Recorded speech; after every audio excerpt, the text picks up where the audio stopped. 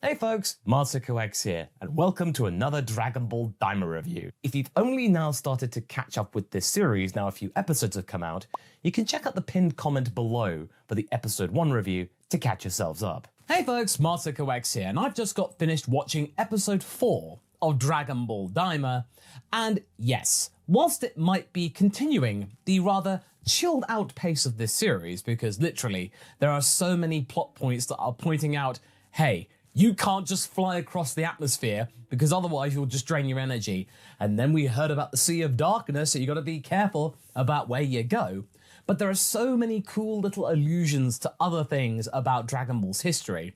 I can perfectly forgive this. And actually, given that we actually got to a cantina, just a little cafe with a husband and wife, and they just got this nice little business, it's just so wholesome. I'm loving this because I want to know about these people, and I want to know that they'll be okay as they were part of Goku, Glorio, and Shin's journey. Let's not forget the fact that we've got the allusion to using unorthodox means of travel. So, you know, Tal Pai Pai with his being able to just chuck a pole into the air and he can ride it. In this case, it's a sky sea. So literally, you just rip a bit of it off and you can shoot yourself into a certain distance for a certain amount of money. Great, absolute fun ride for Goku and the like, and Shin was absolutely terrified, but hey, he's going out and doing something, and Glorio is just being Glorio. And if you just thought he was just this random Han Solo guy who all he had was his chops and his pistol, no, he's actually quite strong. And it makes me think that in Sparking Zero, he will be a playable character, because there's this bit in the Sea of Darkness where he's fighting this evolution of that really weird creature with the one eye in Monster Rancher. Clearly that's his big brother, and he goes in, fights, and he has that cool tagline of somebody who's like the badass is just like, be gone, and then he's boom, he's gone. Absolutely. And that was a lot of fun, and Goku was there to help too. So it was just literally a case of, I'm Glorio and I'm being really cool, and Goku's over there going, and I'm here too.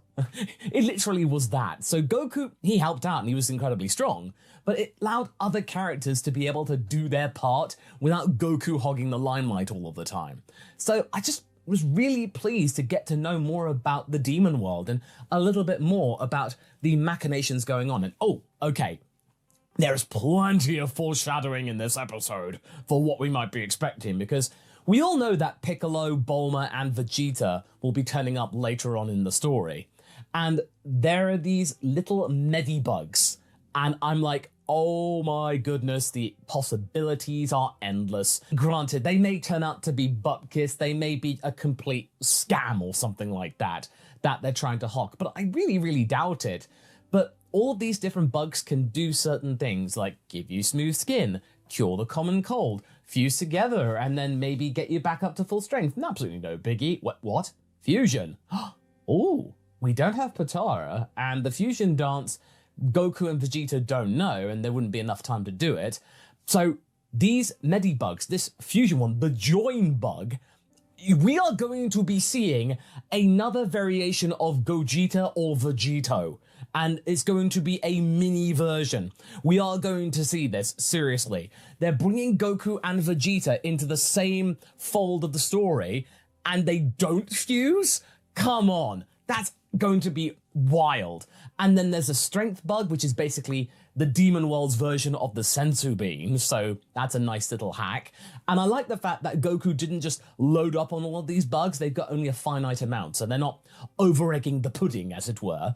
They're actually restraining themselves, so Goku actually has to preserve them. So I like what Daima's doing in that sense, in that it's pacing ourselves and not going too fast into certain things. And this important little MacGuffin, the Medibug, they didn't buy just like a buttload of them and carried them all around like many people would do in that situation. Come on. If you found that situation and you had the cash, you'd just load up on all of those Medibugs and you'd be done with it, and you just coast your way through the demon world. No, I think they've got maybe 2 or 3 each or something, but I like that fact. And the foreshadowing, I'm really liking that. And just the fact, it's just going to give us so many opportunities for the plot, and it's just going at a really nice steady pace.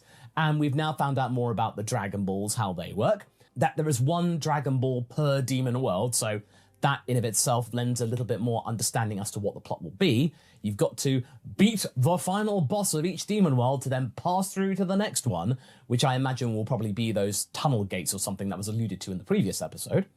And then that'll be the case of them fighting the Tamagamis, so that'll be a monumental chapter, then continuing on to the next act, because I think we're still very much in Act 1.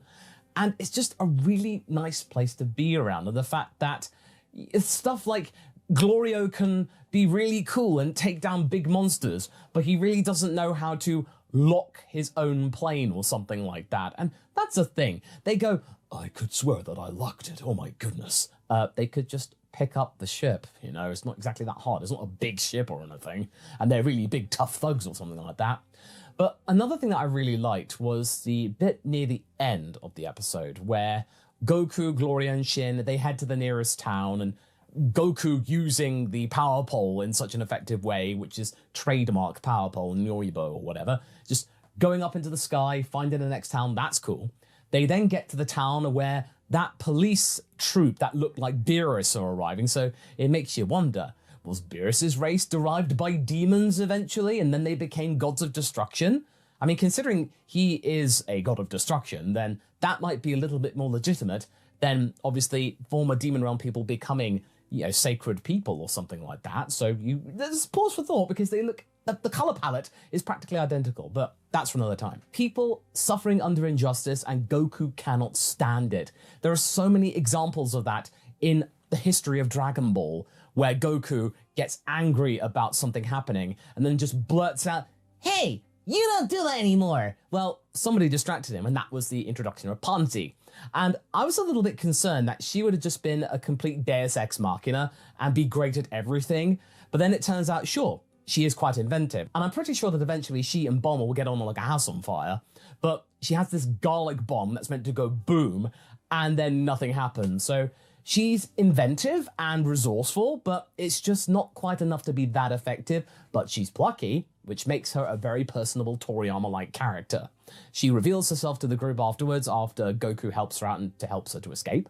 But it just makes me think she's going to come on leaps and bounds in her character development when Bulma comes around, so that means they can actually learn a thing or two from one another. So that in of itself is going to be great. It's all establishing other things that are going to be coming along further down the line. And speaking of the animation, it is really, really solid. No complaints from my end here. Once again, Toei knows how to animate and draw food to make it look good. And I like the fact that they're continuing the idea that, hey, just because it's the demon world doesn't mean that everything has to taste bad or be sad. Like the water is a thing, and if you've been watching Sandland, water is a very important plot point of that series, which I, again, by the way, really recommend that series to watch. I think it's on Netflix or on Disney Plus, or it's on a streaming service which is easily accessible. But either way, it just makes you wonder about what other things are very similar to our world and the demon world. And I love the response that Glorio has, because Goku just dunks his head in the water. And she's like, are you sure that's actually safe to drink? And Glorio's like, yeah, probably. Oh, okay. Is he dead? Oh, no, okay, he's good. And just the casual nature. I mean, it's a little bit overplayed about how cool he is, Glorio, but I think that will eventually come to roost when a character comes in and severely humbles him or questions his confidence, and then Goku will be right there to help big him back up again, and then Glorio too will have learned a thing or two with Goku being there, because he does that to all different characters. And that's the thing. I'm remembering and reminding myself that Glorio and Shin, this trio's actually a fairly cohesive unit. Like, they seem to get on quite well and they complement one another. So I'm okay with this. This is a nice little trio. I was worried about what Shin could contribute to the whole widget.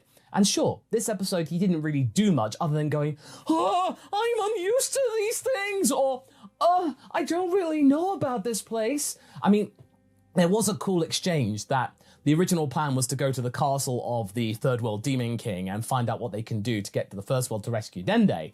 But then Glorio goes, well, hey, I think we can actually get a wish on the Dragon Balls, so maybe we should actually go and get them. And then Goku's really happy. It does make you wonder, since Glorio is a demon, will he go along with that plan? Or will he try and take that wish for himself? Because he got a little bit too excited about the idea about the Tamagamis actually being defeated, because it's almost like he tried to defeat them in the past, because he gives this wry smile and just goes, "You can't defeat them. They're simply too strong." And then Goku goes, "Please, I beat 5 strong people for breakfast." And then Glorio's just like, "I must contain my raging boner right now." He can actually smell that wish. And if they can help rescue Dende as well, then all the better. That means the demon world might become unified once more. There might be a noble wish at the end of it, but we don't really know much of Glorio and his shady past, what he does for work in the first demon world. It's something to really consider at this time. There are so many questions to be had with this episode, and I want to know more. And that is something Daima is really doing well, and that is something Daima is really excelling at. It's just because we care about the story. At least I care about the story, and I want to know more about these people, and I care about all these different demons. And we actually saw a troll. Goku beat up a troll, like haven't I discussed in our earlier video from this week? There you go, it's canon. In the Dragon world, trolls exist. And you get the feeling that whilst Toriyama was working on this series, he was really indulging his love for RPGs, because there are all these classic tropes, these types of characters, these storylines. The gendarmerie, which is the official demon police, that's an allusion to the gendarme of the French police. I don't know what other connections there could be. It's usually just in the nomenclature.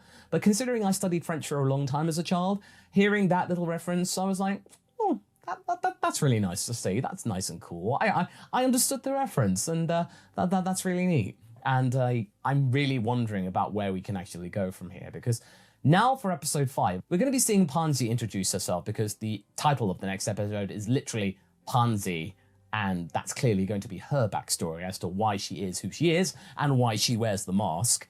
And the episode for this one was called Chatty, and I'm not quite sure why it's called Chatty, unless it's just because Goku keeps asking questions, or we find out a little bit more from Glorio. It's a little bit vague, but hey, it's just an episode title, and it's the complete opposite of what we're used to in Dragon Ball, when they practically give away the plot of the episode. Now, they just give us one word, and we're like, what does this even mean? It really confuses us, but it intrigues us, and we want to know more.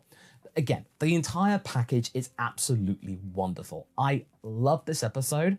I wasn't quite sure at the beginning as to the pace of it, but we did get to see more and more things, and it does make me really excited that I think now we have exhausted the vast majority of content that we've seen in trailers, because the vast majority of things that we've seen is in the first 4 episodes, because we saw a bit of the fight that Goku had with the gendarmerie. We've not really seen much else beyond that other than in really recent trailers, but for the most part, we were just surviving off the first 4 episodes. So a lot of the future of Daima is up in the air. We don't really know, other than all of the stuff we've seen in the opening and the ending credits, and all of the stuff we've seen in the previews. So there is a lot of ambiguity to be had in the next few episodes, and I'm really, really loving this. Let me know down in the comments, everybody, if you're enjoying this as well, and let me know in the comments as well if you prefer me to do it right after the episode came out, or if you prefer it while I was doing it in the regular time. But I had the time to do it tonight, so I just thought I'd give it a go. Anyway, leave a comment below again, and I shall see you next time for another Daima review. Catch you later!